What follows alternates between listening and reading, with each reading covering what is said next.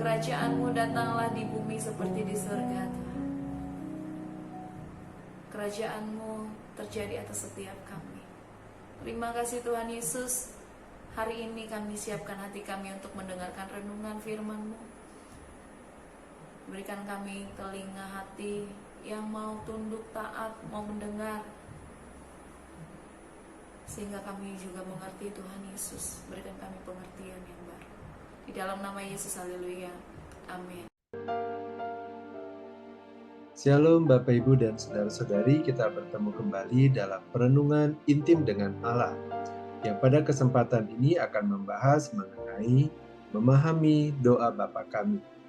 Firman Tuhan yang akan kita pelajari bersama pada kesempatan ini terdapat pada Matius 6 ayatnya yang ke-9 sampai dengan ayatnya yang ke-13. Demikianlah firman Tuhan di dalam Matius 6 ayatnya yang ke-9 sampai dengan 13. Karena itu berdoalah demikian. Bapa kami yang di surga, dikuduskanlah namamu, datanglah kerajaan-Mu, jadilah kehendak-Mu di bumi seperti di surga. Berikanlah kami pada hari ini makanan kami yang secukupnya, dan ampunilah kami akan kesalahan kami, seperti kami juga mengampuni orang yang bersalah kepada kami. Dan janganlah membawa kami ke dalam pencobaan, tetapi lepaskanlah kami daripada yang jahat. Karena Engkaulah yang mempunyai kerajaan, dan kuasa, dan kemuliaan sampai selama-lamanya. Amin. Bapak, Ibu, dan Saudara-saudari, ketika Tuhan Yesus hadir di dalam dunia dalam wujud manusia, Tuhan Yesus memiliki kebiasaan untuk pergi berdoa seorang diri. Murid-muridnya melihat dia melakukan hal ini, bahkan kadang-kadang berdoa sepanjang malam. Mereka mungkin sekali bertanya-tanya apa saja yang sedang didoakan hingga begitu lama.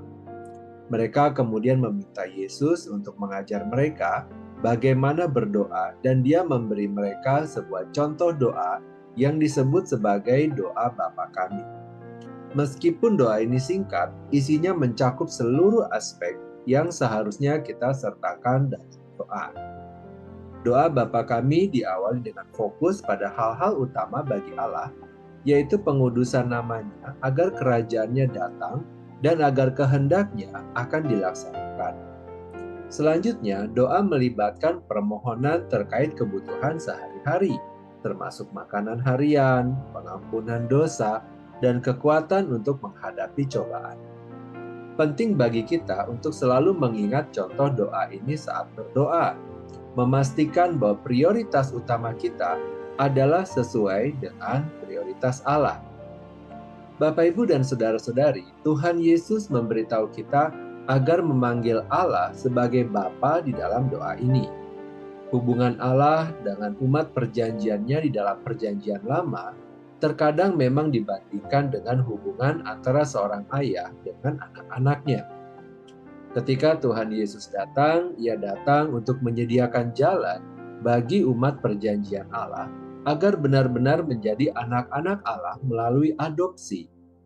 Tuhan Yesus adalah anak tunggal Allah, tetapi adalah kehendak Yesus dan Bapa agar Yesus menjadi saudara sulung dari anak-anak adopsi Allah, yang itu termasuk kita. Roma 8 ayat 29 mengatakan, sebab semua orang yang telah dipilihnya dari semula, mereka juga ditentukannya dari semula untuk menjadi serupa dengan gambaran anaknya, supaya ia, anaknya itu, menjadi yang sulung di antara banyak saudara. Tuhan Yesus ingin agar kita mengerti bahwa Allah menyambut kita ketika kita datang kepadanya. Jika kita tahu bahwa Allah menyambut kita seperti seorang ayah menyambut anak-anaknya, kita akan memiliki keyakinan untuk datang dan menyampaikan kepada Tuhan tentang kebutuhan kita. Bagian berikutnya adalah dikuduskanlah namamu.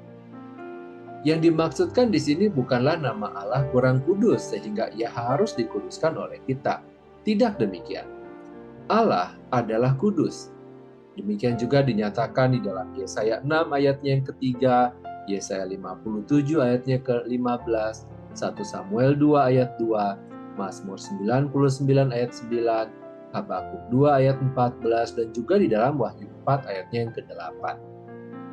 Yang dimaksudkan adalah kita memohonkan Allah untuk mengaruniakan kepada kita kesempatan dan kemampuan untuk mengenal Allah dengan benar.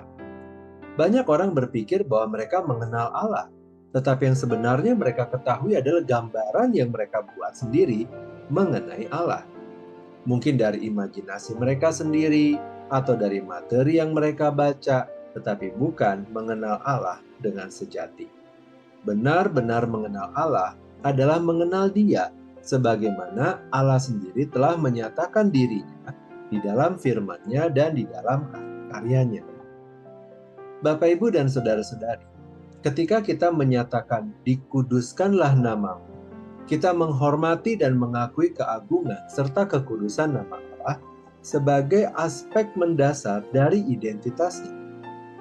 Kekudusan Allah mencerminkan kemurnian, keagungan, dan keterpisahannya dari segala dosa. Menghormati kekudusan Allah bukan sekedar kewajiban formal kita di dalam doa, tetapi juga mencakup tanggung jawab pribadi. Yang dimaksud adalah ketika kita menghormati kekudusan Allah, maka hal tersebut akan tercermin di dalam aspek kehidupan kita sebagai orang percaya, di dalam setiap aspek kehidupan kita. Kita akan membenci dan menjauhi dosa, serta akan mengejar kekudusan, bukan justru berkubang di dalam dosa dan tidak mau bertobat. Jika ada seseorang yang mengaku bahwa ia menghargai Allah, tetapi hidup di dalam dosa, maka sebenarnya ia sedang berdusta. Bapak, Ibu, dan saudara-saudari, di dalam doa Bapa kami, kita juga mengajukan permohonan kepada Tuhan untuk pemenuhan kebutuhan kita, bukan untuk semua keinginan kita. Sebagai Bapa yang baik, Allah akan memenuhi kebutuhan kita menurut kekayaan dan kemuliaannya dalam Kristus Yesus. Filipi 4 ayat 19. Apa yang diberikannya dan apa yang tidak diberikan adalah untuk kebaikan kita. Di sini kita perlu bersikap dewasa untuk dapat memiliki kesadaran dan kerendahan hati menerima dan mengakui bahwa Bapa kita yang di surga mengetahui kebutuhan kita lebih baik daripada diri kita sendiri. Apapun yang menjadi keputusannya adalah yang terbaik. Bapak, Ibu, dan saudara-saudari, doa Bapa kami adalah sebuah doa yang sederhana secara perkataan, tetapi memiliki makna yang mendalam mengenai relasi kita dengan Tuhan dan Tuhan dengan kita. Bagaimana hubungan kita sebagai anak-anak Allah, pengakuan kekudusan Allah, mengakui kerajaannya dan kehendaknya, mengakui ketergantungan kita kepada Bapa, serta kebutuhan kita akan pengampunan dosa. Mari dengan rendah hati kita menerima kebenaran ini dan berjalan bersama dengan Tuhan di dalam kehidupan kita. Mari kita berdoa. Bapa yang baik, kami mengucap syukur untuk firman Tuhan dan juga untuk kasih Tuhan yang diberikan kepada kami dengan berlimpah.